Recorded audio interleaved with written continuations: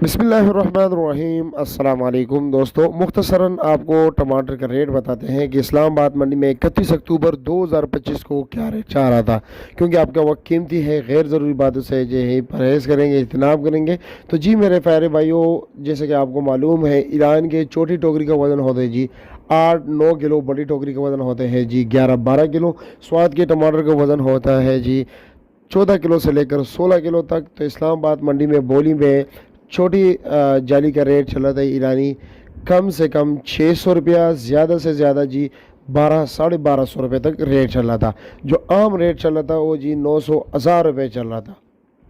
Quality wise rate मुख्तलिफ होता है। इसी तरह अगर हम स्वाद के टमाटर की बात करें तो स्वाद के टमाटर कम से कम यानी नॉर्मल क्वालिटी 1900 रुपया, और 1900 से लेकर 2000, 21, 22, 23, 24, 2500 दरमियाना क्वालिटी जो अच्छे क्वालिटी के टमाटर थे वो तकरीबन 2500, 2600, 2700, 2800 यानी कि 3000 रुपये तक रेट चल रहा था।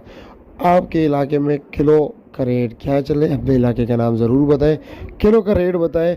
और इसी तरह आपको बताते हैं जी किलो का रेट क्या चल रहा है, क्योंकि बोली यह भी रिकॉर्ड हो रही रात के टाइम, सुबह के टाइम क्या रेट होगा इंशाल्लाह वो भी आपको बताते हैं।